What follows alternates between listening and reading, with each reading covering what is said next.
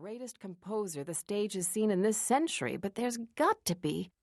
Andrew Lloyd Webber wouldn't agree with you. The audience and the critics do. Stop arguing with me. Jason smiled. I have no intention of doing so. My ego won't permit it. But you've become an almost complete recluse. You can't live only for your work. Who said, watch me? Eric sighed. Damn it, you're stubborn.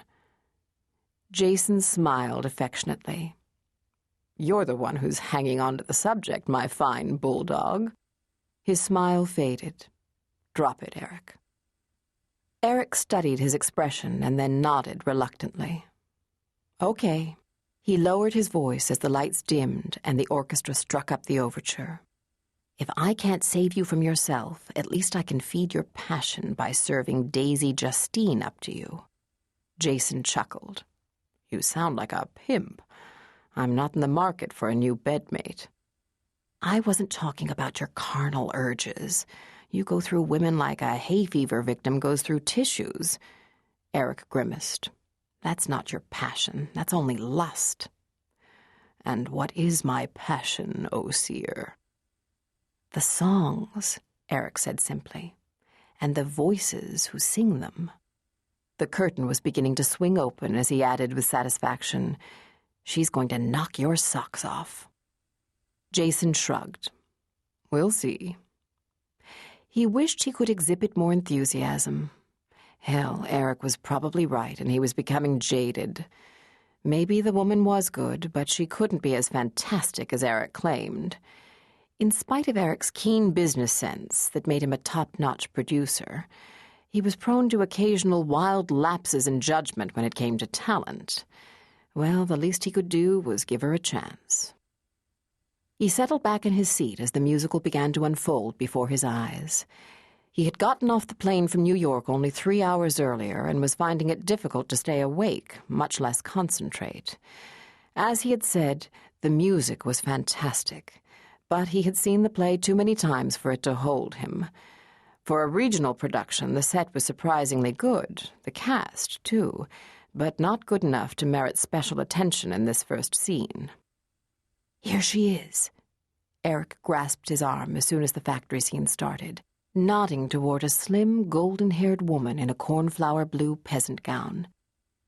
She certainly looked the part of Desdemona, Jason thought objectively. Daisy Justine possessed a riveting stage presence and was truly exquisite. A little above average height, she moved with extraordinary grace. She had generously sized breasts and a roses-and-cream complexion. Her long, white-gold hair and delicate features gave her an air of angelic luminosity. Yes, that was the term. She shone, as if lit from within. See? The only thing I see right now, Eric, is that she looks like Desdemona, and that he was having an undeniable physical response as he looked at her, Jason realized with astonishment. He was dead tired, jet-lagged, and never before been attracted to the ethereal type, yet he could feel an unmistakable stirring in his groin as he looked at the woman. Eric muttered something beneath his breath. Then the scene switched to Fantine, racked by despair, kneeling alone on the stage to sing her big solo, I Dreamed a Dream. Jason stiffened, and he heard Eric's low chuckle. Clear golden notes filled with beauty and passion soared through the theater. She lived the song, let it take her, became one with it. My God, Jason whispered. He experienced a fierce joy that was close to pain. He was lost, swept away, and for the remainder of the time she was on the stage, he sat transfixed, riveted, his gaze never leaving the luminous figure of Daisy Justine. When the lights went up at the end of the first act, Eric turned to him. Well? Jason forced his hands to release their grip on the arms of the seat and got to his feet. Let's get the hell out of here. Now? Don't you want to wait and go backstage to see... Eric broke off as he saw Jason striding up the aisle through the crowd. He got hurriedly to his feet and caught up with him as he reached the lobby. "What the hell is wrong with you? Damn it, I know you liked her." "Yes." Jason's voice was clipped as he pushed through the crowd. "Then let's go get her. She's not on again until the last scene." "We'll wait until the show's over. Let's find someplace to have coffee." Jason welcomed the cool air on his face as he started down the street toward the cafe on the corner. Heaven knew he needed something to clear his head. He felt punch-drunk. "What do you know about her?" "That she sings like an angel and can act to boot." "What else?" Eric fell into step with him. "I talked to the director, Hans Keller, and he said she was good-natured, always on time, thoroughly professional. She studied with Stallone in Milan on a scholarship. She's 24, mother dead, and lives with her father in a cottage in an artist's colony on the outskirts of Geneva. He's an artist." "Any good?" Eric shrugged. "Mediocre." He glanced at Jason curiously. "What difference does it make? We're hiring the woman, not her father." Jason avoided the question. "Why is she playing in a 2-bit production when she should be on Broadway?" "How do I know?" Eric asked with a touch of irritation.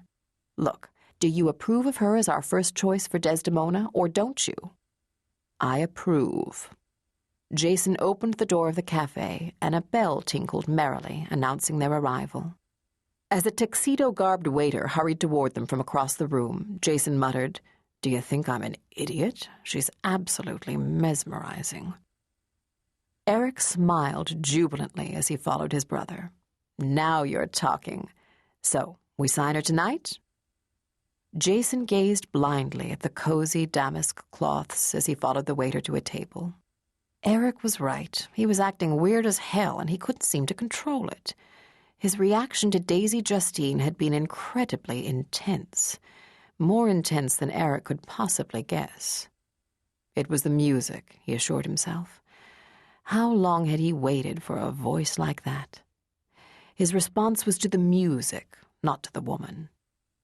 But somehow the woman and the music had melded, become one in his mind. And that one had become completely, overwhelmingly his. He had sat there in the theater, wave after wave of fierce jealousy deluging him as the audience had applauded her. He didn't want to share those moments. He didn't want to share her. He sat down at a table, accepted the menu from the waiter, glanced at it, and then handed it back. "Café." He had never been a possessive man, and his response was crazy. But then every emotion he had experienced since first seeing Daisy Justine was crazy. Lord, he was completely irrational about her. Eric must be right. He'd been working too hard. Daisy Justine was Desdemona, and a voice like hers didn't come down the road every day. Once he had recovered his equilibrium, it would give him immense satisfaction to have her sing his lyrics. Baffled, Eric gazed at him. "You look like you're wrestling with the fate of the world. Just tell me what you want to do." "Naturally we'll sign her tonight," Jason said impatiently. "I couldn't accept anyone else for Desdemona now." Eric breathed a sigh of relief and then suddenly chuckled. "Lord, she really knocked you out, didn't she? I can't wait for your reactions when she sings your songs. I've never seen you this way before." At the moment, Jason didn't want to envision Daisy Justine singing his songs. His reaction had been too strong, completely out of proportion to the situation. How much stronger would he react if he heard that exquisite voice singing his music? Nonsense. When he met the woman, she would probably be as banal and empty-headed as a wax doll, and he would have no trouble separating the woman from the song. An odd pang of apprehension shot through him. For some reason, he didn't want to meet Daisy Justine, felt it was dangerous to meet her. "I'm just tired." He avoided Eric's gaze as the waiter set a steaming cup of coffee in front of him. "I think I'll let you go alone to her dressing room and handle the offer. I'll wait backstage for you." "I'm sorry, I can't do it." Daisy felt her throat tighten as she said the words. Lord, it was difficult to turn Eric Hayes down when the fact that he had asked her at all seemed a miracle.